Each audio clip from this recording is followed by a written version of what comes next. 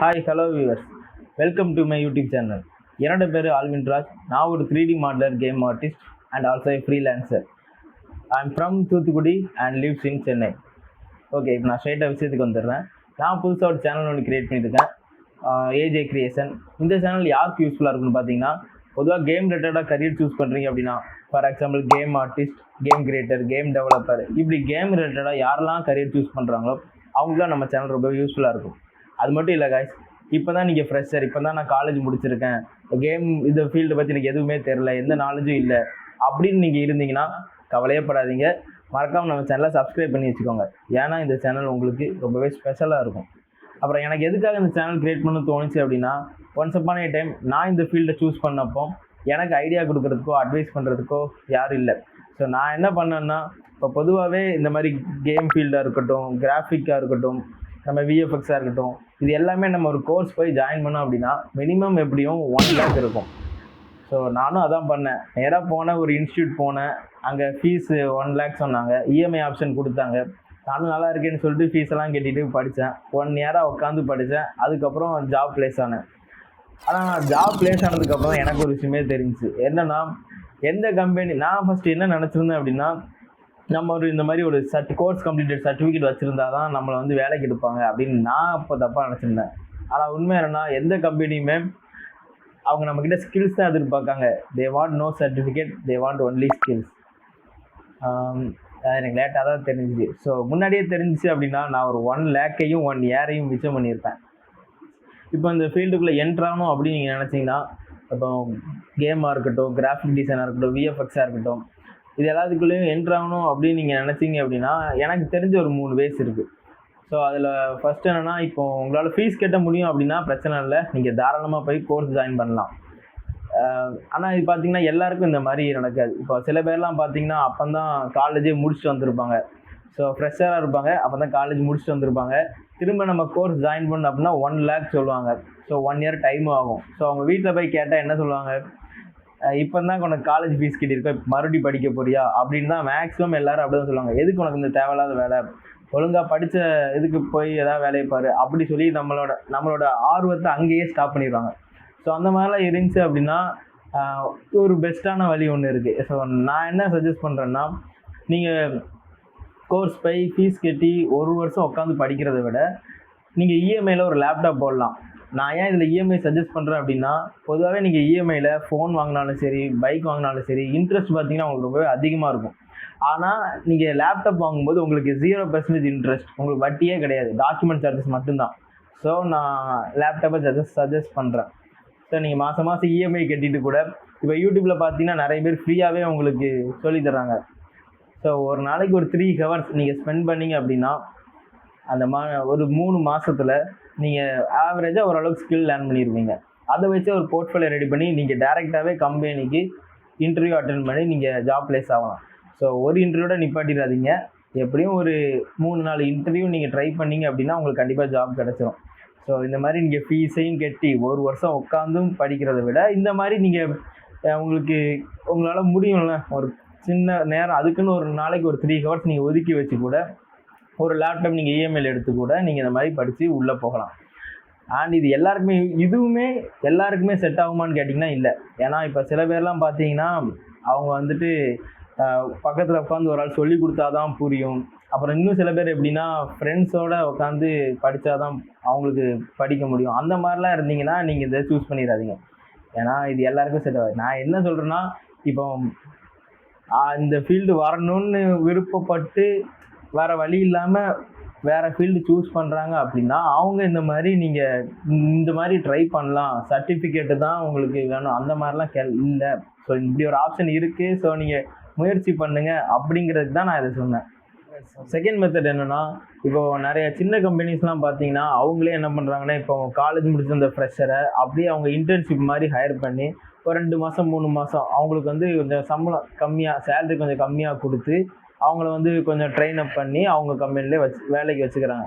So இந்த மாதிரி கூட நீங்கள் ஒரு ஸ்மால் கம்பெனிஸில் இன்டர்ன்ஷிப் மூலமாக உள்ளே போய் கூட நீங்கள் வந்து இந்த சாஃப்ட்வேர்ஸை லேர்ன் பண்ணிக்கலாம். ஸோ இது கொஞ்சம் பெட்டராகவும் இருக்கும். சரி, இப்போ நம்ம சேனல் கதைக்கு வரும். நான் எதுக்காக அந்த சேனல் க்ரியேட் பண்ணேன்னு சொன்னேன். இப்போ நான் நம்ம சேனலில் என்ன பண்ண போகிறேன்னு சொல்கிறேன். ஸோ நான் என்ன பண்ண போகிறேன்னா கேம் க்ரியேட் பண்ணுறதுக்கு தேவையான எனக்கு தெரிஞ்ச சாஃப்ட்வேர் எல்லாத்தையுமே நான் உங்களுக்கு சொல்லித்தர போகிறேன். பிகினர் லெவல்லேருந்து அட்வான்ஸ்டு வர. ஸோ உங்களுக்கு யூஸ்ஃபுல்லாக இருக்குன்னு நினச்சிங்கன்னா மறக்காமல் நம்ம சேனலை சப்ஸ்கிரைப் பண்ணி வச்சுக்கோங்க. ஓகே, இப்போ நம்ம கேம் எப்படி க்ரியேட் பண்ணுறாங்க அப்படிங்கிறத மாதிரி தெரிஞ்சுப்போம். பொதுவாக கேம் எப்படி க்ரியேட் பண்ணுவாங்கன்னா கேம் இன்ஜின்ஸ் வச்சு தான். கேம் இன்ஜின்ஸ்னால் என்ன அப்படின்னா பொதுவாக ஒரு டாப்லேருந்து பாட்டம் லெவல் வரைக்கும் எல்லா கம்பெனிஸுமே காமனாக யூஸ் பண்ணுற 2 கேம் இன்ஜின்ஸ் இருக்குது. ஒன்று பார்த்தீங்கன்னா யூனிட்டி, இன்னொன்று அன்ரியல் இன்ஜின். இப்போ யூனிட்டியில் க்ரியேட் பண்ண கேம்ஸ்க்கு சில எக்ஸாம்பிள் சொல்கிறேன். போக்கிமான் கோ, சூப்பர் மேரியோ ரன், நம்ம ஃப்ரீ ஃபயர், இது எல்லாமே யூனிட்டியில் பண்ண கேம்ஸ் தான்.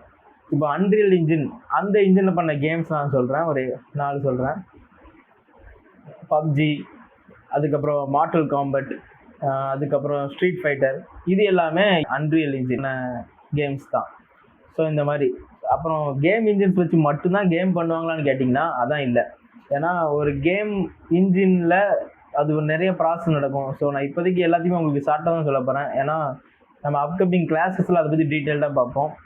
ஓகே, இப்போ கேம் ஃபீல்டில் என்னென்ன ரோல்ஸ்லாம் இருக்குதுன்னு பார்த்தீங்க அப்படின்னா, இப்போ நீங்கள் கேமில் பார்க்குற எல்லா சின்ன சின்ன விஷயத்துக்குமே ஒவ்வொரு டீமே இருக்குது, அதாவது ஒவ்வொரு ரோல்ஸ் இருக்குது.